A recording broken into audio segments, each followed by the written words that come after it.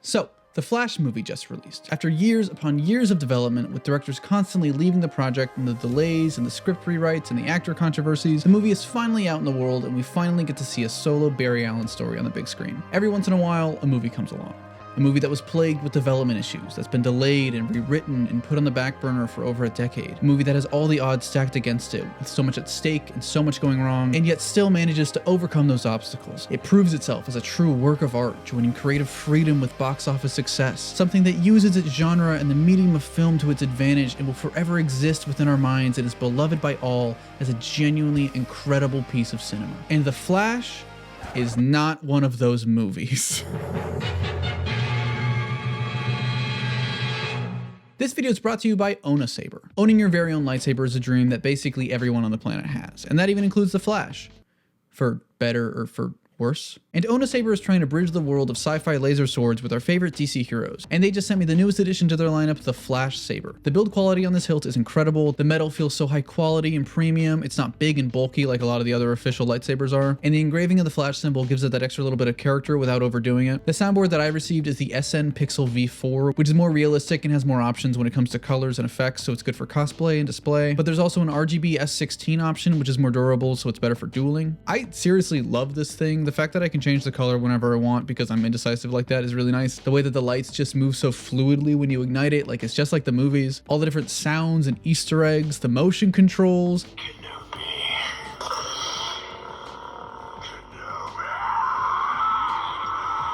There's seriously so much packed inside the saber, and there's honestly kind of a learning curve to everything. I had to spend like a day figuring everything out. And if the Flash isn't your cup of tea, they also have sabers based around Batman, Superman, other original designs, as well as replicas of sabers you'd see in the movies. Like, oh my god, this one is the coolest thing I've ever seen. I kind of want to buy this one by myself. Right now, the Flash Saber is 40% off, and that includes free shipping. And if you use my code TroyOboyo at checkout, you can get extra $15 off. Seriously, this thing is like the coolest thing ever.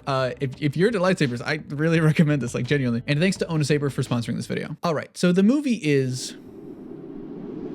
not great. I very much can understand why someone would enjoy it. The action's fun, the jokes are pretty good, there's some good heart to it, and overall, when this movie works, it works. The stuff that's about Barry Allen is pretty great, even though I don't particularly care for Ezra's depiction of the character, and it was all pretty similar to things that were, in my opinion, done better in the TV show. Sasha Calle is great as Supergirl, despite not having much to do in the story. And if you're a fan of Man of Steel and Michael Keaton's Batman, I'm sure you'll have a good time with those callbacks and the return of those characters. But overall, this movie just didn't really hit the mark for me. Outside of Barry's relationship with his mom, I didn't really care about anything else in the movie. It reeks of studio interference, and don't even get me started on the CGI. Like, oh my god, Andy, I know you say it's intentional, and I believe you on some of it, but there is no way that this was supposed to look like this. And it's all really disappointing because I've been a big fan of the Flash characters for basically my entire life. He has so much rich lore and interesting characters and ideas that deserve to be adapted properly. Even the show struggled with a lot of this. He doesn't need Flashpoint, he doesn't need Batman, he doesn't need the multiverse. The character can very easily stand on his own to be interesting, but for some reason he just wasn't allowed to. I think maybe I might have enjoyed this movie more if it came out a few years ago. I would have thought it was a flawed experience, but overall a quote-unquote fun time. I would have used those exact words, I know it. But today, after everything that Ezra Miller has done, and especially coming right after movies like Across the Spider-Verse and Guardians of the Galaxy 3, fun just isn't enough for me anymore. I have a whole video on the idea of superhero fatigue, and just some of those thoughts real quick, but go watch the video. Go watch the video when this video is done.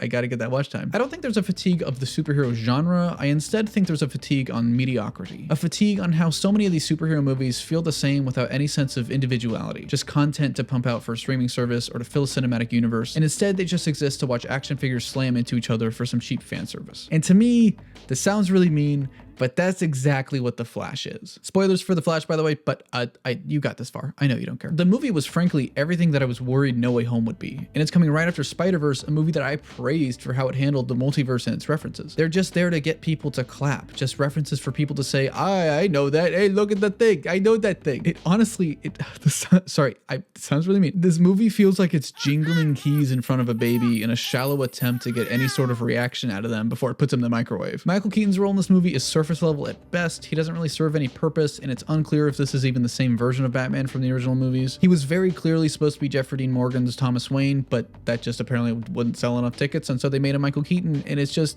he's fine. He's in the movie. I was never really particularly attached to those Tim Burton movies or anything. Like, they're cool, they're fun. I respect them for what they are, but they're not my thing, you know? And same with Man of Steel. Man of Steel's not my thing either. This movie was really trying to pull at the heartstrings of stuff that I didn't care about, you know? The Nicolas Cage cameo was kind of fun if you knew the history of that. You know, they even included a giant spider for him to fight, but they spent like a lot of time on it, and I can guarantee the majority of moviegoers aren't that familiar with the canceled Tim Burton Nick Cage Superman movie that was written by Kevin Smith. Obviously, if you're watching this, you probably know about it, but like normal people, we're not normal. We need to remember that. The quote-unquote wide multiverse of DC seemed to only focus on variations of Superman for some reason, neglecting other interpretations of the Flash in the movie about the Flash, even using a fully computer-generated actor for their Jay Garrick cameo.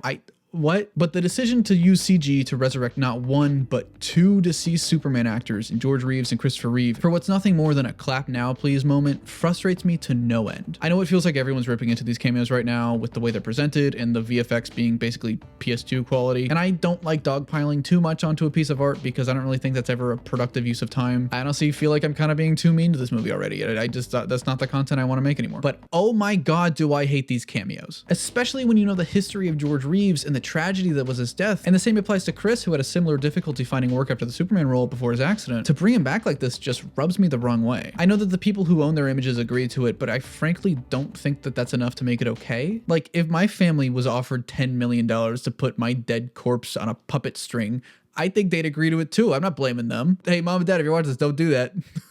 To put it into perspective, because like I don't really think this applies to any other like character and not as many people are familiar with this, but like imagine if Tobey Maguire died on the set of Spider-Man 2. Like, that back injury killed him, which would have been obvious terrible, right? And then No Way Home used VFX to bring back Tobey for a, hey, look, you know this guy. Like, that'd be weird.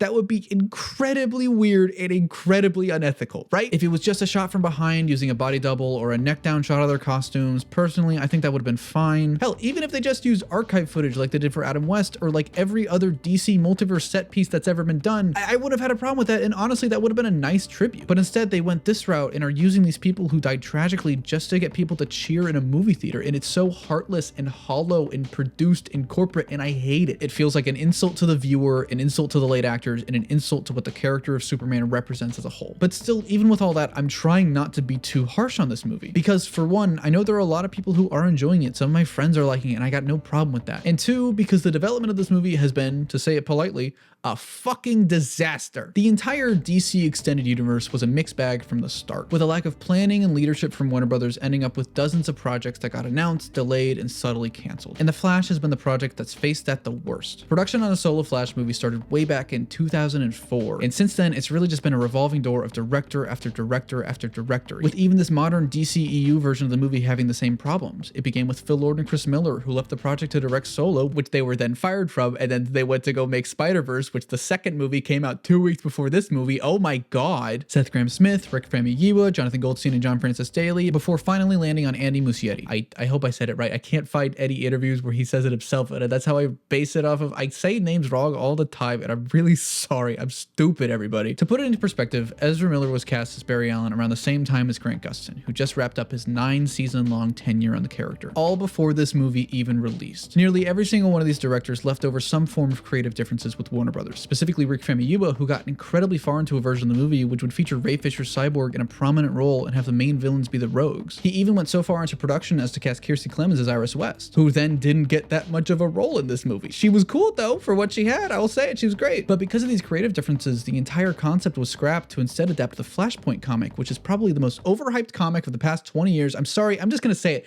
Flashpoint isn't the only Flash comic that exists. I swear to God, we need some more stuff to get adapted. There's so many more better comics. I'm begging you. By the way, if you're looking for Flash comics to read, I have links to some of my favorites in the descriptions. Most of them are Wally West, and there's a reason for that. The history of this Flash movie is a long and tedious one, but at the end of the day, the thing that remains after every single one of these creative differences is Warner Brothers having no goddamn clue what they wanted to do. This movie, which started out as a fun solo movie about the Flash and his rogues, slowly devolved into the single most important movie for WB in the DCEU, with the goal of rebooting their universe and fixing all the problems that were created because WB had no idea what they were doing. The only problem, They still had no fucking idea what they were doing. They didn't know who they wanted to play Batman. They didn't know if they were recasting Superman or keeping Henry Cavill or just disregarding Superman overall. They thought The Rock was really gonna change the hierarchy of the DC universe. Spoilers, he didn't. All of these things, these incredibly important things that are the bedrock of the universe, were scrapped together based on focus groups and not any real creative leadership. And so when James Gunn was finally brought on board to the sinking ship, it was basically too late to try and save this movie. And the cherry on top of this,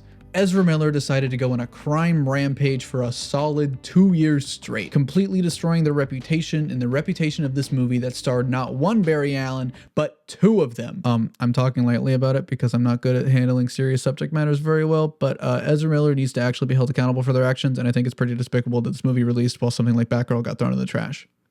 And this movie, which hyped itself up as the most important movie for the DCEU, with WB spinning its wheels for years and years, scrapping everything to adapt Flashpoint just for the purpose of rebooting the universe, didn't even do that. At least not as much as you would think based on how they talked about this movie. It didn't end showing off a new timeline. It didn't show any tease for Superman or even show Barry running to a portal and have everything go white. Not even that easy. The movie just ends with George Clooney as Bruce Wayne, which is honestly the only time I laughed out loud in this movie because I forgot that George Clooney even played Batman, and I thought it was just George Clooney the actor showed up, and I thought that was funny. And the credit scene shows Barry talking to Aquaman saying that he's seemingly fixed everything. And this makes me think that the reboot isn't going to be something that happens on screen, but instead it's just going to happen in between movies, and anything that crosses over will just go unexplained. Or maybe Peacemaker will be like Psycho Pirate and remember both universes. That might be fun. I really, really do hope that Sasha returns as Supergirl in the future. She was great with what little screen time she had, and she clearly loves Kara as a character, so I would love to see her take the lead in Woman of Tomorrow. They did film a bunch of different endings, and one of them had her showing up at the courthouse, but since that was cut, it's all kind of up in the air. But I'm hoping that Gunn will see the praise that she's been getting and give her another shot at it. If you ask me, for a while, DC had kind of a hot streak going on. It's all subjective, of course, but after the dumpster fire that was Joss Whedon's Justice League, I more or less enjoyed the majority of movies that came out from DC. Aquaman wasn't perfect, but I enjoyed it enough, and I really loved that third act. Shazam was one of the highlights of the universe. Birds of Prey was so colorful and a great depiction of Harley Quinn and a great illustration of leaving an abusive relationship. Joker was kind of full of itself, but it was trying something interesting at least. Wonder Woman 84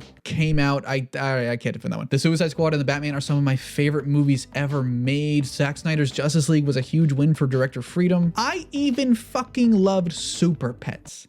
Super Pets is a good movie, and I will defend that to the day I die. It's great. But now that hot streak's over. Black Adam, Shazam 2, and The Flash all in a row. Movies that on paper aren't that bad, but are all just fine. There's not really anything particularly wrong with them, but that mediocrity and that studio feel of generic fun movie doesn't let them stand out. And it's damaging the brand reputation of DC as a company, which, let's be real, wasn't that great to begin with. And the only reason Marvel has its success is because they built up that brand recognition. Blue Beetle looks like a lot of fun, and I've really loved everything the directors have had to say about it. And Aquaman 2 will probably do super well overseas, just like the first did. But at this point, everything's kind of up in the air. And so all the weight of DC's reputation is going to be on Superman Legacy, which is a lot of pressure for just one movie. But call me too much of an optimist, but I trust in James Gunn. Based on his previous movies and the way that he talks about this character and his seeming understanding of what audiences are craving right now, I think that he's on track to make something really great. And realistically, this losing streak of DC is a result of poor leadership at WB for years, and he's just trying to pick up the pieces and salvage what he can. So we're gonna have to sit through the rest of that before James Gunn's new era officially starts. Maybe Blue Beetle will be the first one to really kick that off. I'm hoping so because I love that cast and I love Jaime as a character, or it might not be. But I think we all just need to have a little patience and a little bit of faith. Not everything's gonna become instantly amazing right away. That's not how this works, especially with how fucked up WB's in handling everything. Like, for example, it was just announced that the director of The Flash, Andy Musccietti, would be helming the upcoming DCU Batman movie, The Brave and the Bold. And that sparked a lot of discourse, with some people saying that after this movie, he shouldn't be allowed anywhere near a DC movie ever again. And as much as I don't like this film, as disappointed as I am in the first ever solo Flash movie, as terrible as the CGI looked,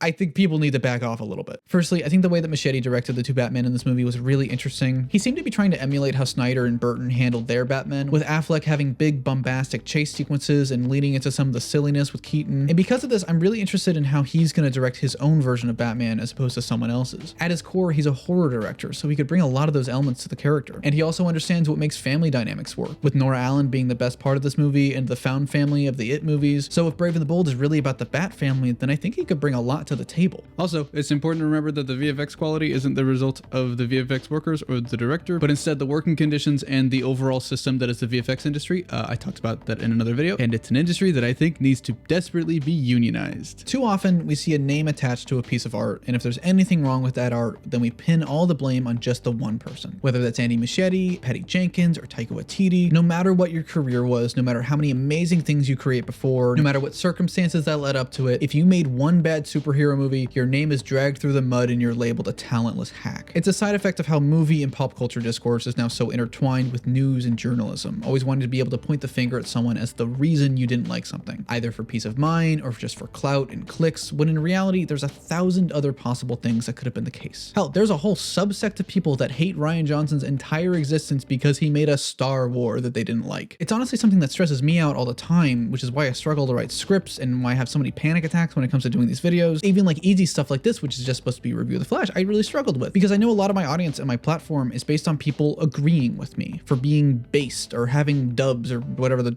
kids are fucking saying these days. I don't even know anymore. Oh my God. And I'm constantly terrified that if I say the wrong thing or word something wrong or even make the title a little bit too aggressive or on the nose or whatever, then I'll lose that following. I like to think that you watch me because you like my videos or you like me as a person, not just my opinions, but I know that that's not always the case. And I know that there are some people who still message me every day telling me how much they hate me because of some Spider-Man opinion I made when I was 19. Realistically, everybody has a bad day at the office. Every sports team loses every once in a while, and not every director, not every screenwriter is going to have a perfect track record, especially when it comes to these big projects with so much going on and so much studio intervention. Andy Musccietti made both the It movies and Mama, movies that I really love. Christina Hodson is the credited screenwriter for Flash, and she wrote Birds of Prey and Bumblebee, movies that I also really love. They're not talentless hacks just because The Flash wasn't the best movie ever made. Frankly, after 20 years of rewrites and studio intervention and absolutely everything going wrong with this movie, after everything Warner Brothers did to put their grubby little fingers all over every aspect of it, after all the controversies and awful things that the lead actor did, I'm amazed that it even came out. I'm amazed that there's even a semblance of a story or even the slightest amount of heart. It's the little things like Barry's mom making him spaghetti and then later using spaghetti as a visual for the mess of the multiverse. I don't love the CGI of the movie, but I really love the way that the multiverse was framed as spheres with instances of time being sort of laid around it. That was really neat. That was a really cool visual. The ability to create art within the confines of development hell and suits breathing down your neck like this is a real testament to how talented the people who made it truly are. I don't like this movie, but the fact that there is anything redeeming about it whatsoever is incredibly impressive. And think of what these people might be capable of without those limitations. And so after everything, after all the good and the bad that was this movie, only one question remains. Will Ezra Miller return as the Flash? Well, think of it this way. Ezra's portrayal of Barry Allen has always been completely divisive. Their reputation is essentially unsalvageable, with their name being synonymous with physical assault and abuse. The movie is getting mixed at best reviews and is performing terribly at the box office, and in my opinion, keeping too many of the same actors would undermine the importance of this reboot as a whole. And so if you ask me, that would be an incredibly stupid and irresponsible thing to do and would seriously damage the Flash and the DC brand for years to come. And so knowing WB, it's probably exactly what they're going to do. Thanks so much for watching, everybody. If you liked this video, be sure to like button and subscribe. Special thanks to 21 Escalators, Alto the Sting, Ands, Already Done It, Cabbage Boy, Cassidy, Chicken McDoofus, Cosmic Tragedy, Dan the Dreamer Show, Deco.py, DJ Ricky 08, Eden Kenna, Iron Ninja, Jake Selig, Jonah, Corey's Not Fresh, Lime Spice XL, Logan Triple Films, Spectacular Clyde, Tim Neufeld, Troy Says Bio Ragers Lame, Tyler Goodrich, Josh Kapoor, Zachary Stonebreaker, and Zero to Hero 148 for being spectacular fanboys on my Patreon. This has been Troy Boy 17 coming at you live. Be responsible. Don't misgender Ezra Miller, even though they suck. And I'll see you around.